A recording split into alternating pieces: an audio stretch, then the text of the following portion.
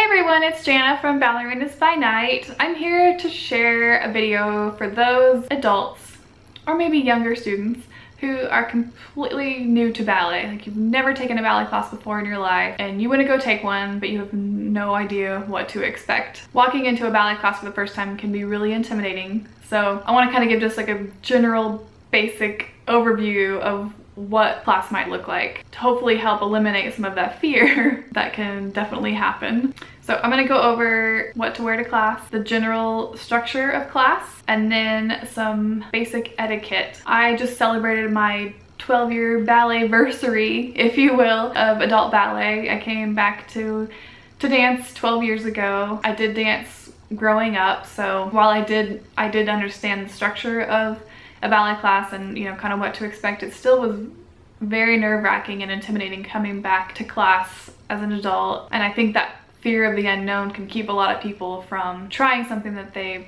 might really want to do. So hopefully this video can maybe paint a picture of what ballet class might look like. So talking about clothing, I know as adults that's probably one of our biggest fears about going to ballet class is that if you think ballet, sometimes you're just like pink tights, tutu, point shoes, like what do I need to wear to class? So don't worry about all of that stuff. As an adult, the rules are much more lenient, but in general, for ballet class, for training or young students, the attire is pink ballet tights, ballet shoes, a leotard, possibly a skirt, hair in a bun. And you, as an adult, are certainly welcome to wear that. You'll want to check with the studio where you're going to be taking class to see if they have an attire guideline. Usually for adult classes, they don't. They just suggest wearing something form-fitting. So if you don't want to pull on some pink tights and a leotard and walk into class, as much as I love the way that looks, I just don't feel comfortable doing that anymore. So you can wear black tights. That's usually my choice. I usually wear black tights and a black leotard, sometimes a wrap skirt or a pull-on skirt. And a lot of times lately I've been wearing like a fitted shirt over it. Not a baggy shirt, but I'll wear a fitted shirt because I do want to be able to see my waist and my hips a little bit, so I can see what's happening there with my alignment. So you do want to wear something that is fairly form-fitting so you can see what's happening with your body. But as an adult, you usually have that option to do that in a way that makes you feel comfortable, because if wearing pink tights is going to keep you from coming to class, then there's no reason to make yourself wear that. So I've seen people wear yoga pants before and like tank tops or like running shirts that you would go running in or something. I would just avoid anything that's like midriff thing. Generally you don't want to wear like a sports bra and yoga pants. That might be appropriate in like a contemporary class or something, but generally in ballet class that wouldn't be appropriate attire. You want to wear something that covers your whole torso. You do want to make sure that you're wearing ballet shoes though. That is going to make a big difference in class, unless you have some kind of foot injury or whatever, need to wear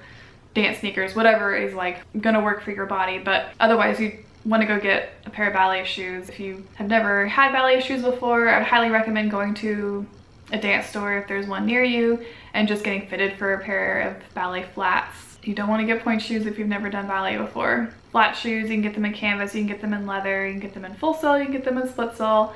You will learn all about that if you go to the dance store, or if you want to start browsing discountdance.com to get an idea of what is out there. It is easier to order things online, but if you've never been fitted, I would just go get fitted, because you want to make sure that you want to make sure that your shoes fit properly so you can work correctly with your feet and your whole body in class.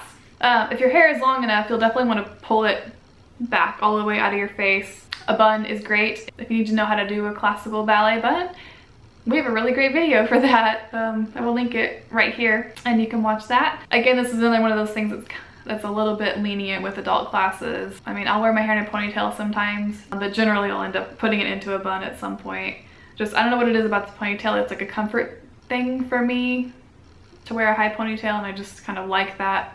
I feel like it helps me feel elongated more than a bun does sometimes, but I know it's more appropriate to wear a bun. So and when you start turning in class, if you've got a long ponytail, it gets in your way. It'll hit your face and it's no good. So if you can find some way to pull it all the way back, if you have shorter hair, maybe pull it halfway, so this part of your face can get out of your way. But yeah, just make sure your hair's out of your face as much as you possibly can. Okay, so the structure of ballet class, you do combinations at the bar first, and then you do combinations in the center. Your teacher will give you combinations, and you will do them all together as a class. You'll do them to the right side first, and then you'll turn around at the bar and you'll do them on the left side. I'm not going to get into like the specifics of what the different combinations consist of, but if you want an idea of that, here is a bar video on our channel. If you want to watch us do a bar class, you can get an idea of what that looks like. So yeah, you'll do a series of combinations that kind of progress, that kind of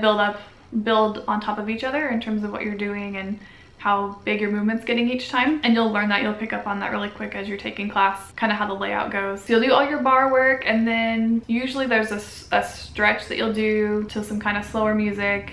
Sometimes the stretch is instructed, so you'll follow along, or the teacher will give you a specific stretch to do at the bar, or sometimes the pianist, or they'll just play a two-minute track and just let you stretch on your own as you need for your body. I find that I tend to see that a lot more in adult class than I do an instructed bar stretch, but it could go either way. And then usually after you've stretched, you might do 1 or 2 more combinations at the bar, but usually after that, everyone will come to the center of the room. You'll do another series of combinations, and they'll progress like you did at the bar, everything kind of getting bigger and building upon each other until you're doing big jumps and things across the room. When you start doing this part of class, if there's a lot of people in the room, you might be doing them in groups. So say there's like 3 groups, the first group will go.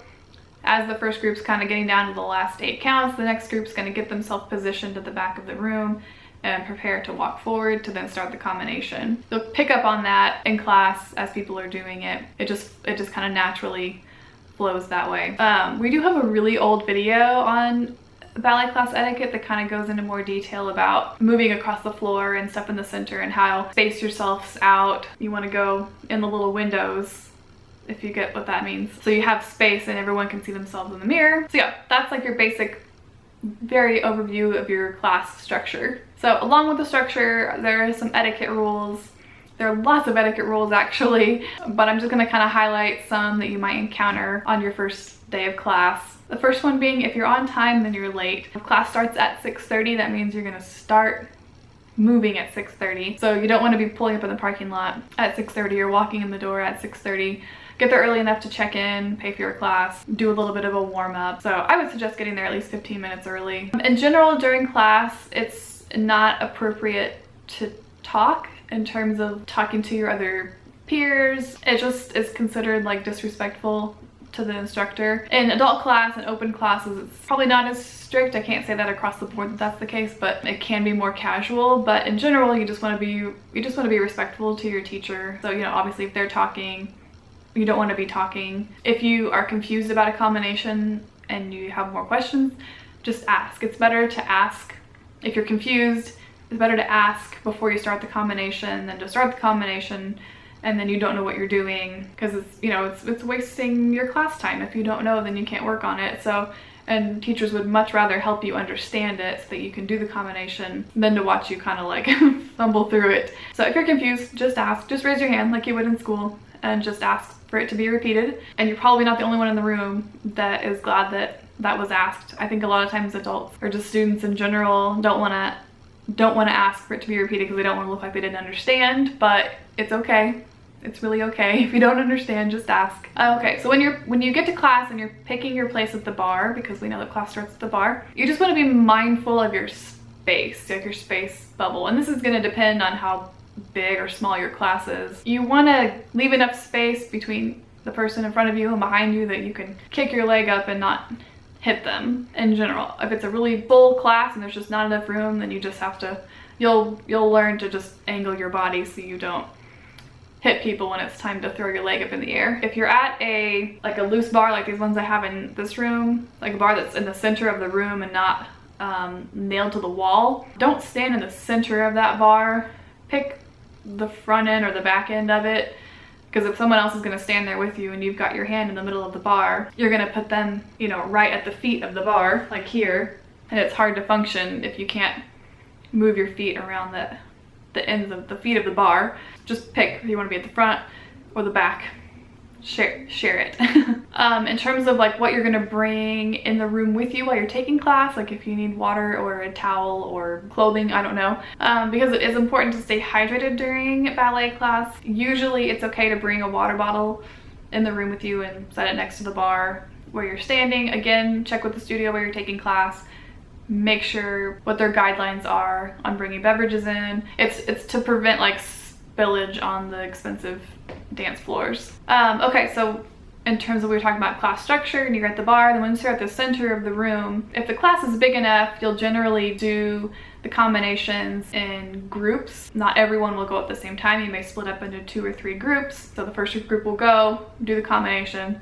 Second group will come in, do the combination. If you do not know the combination, if you're unsure about the combination, don't go in the first group.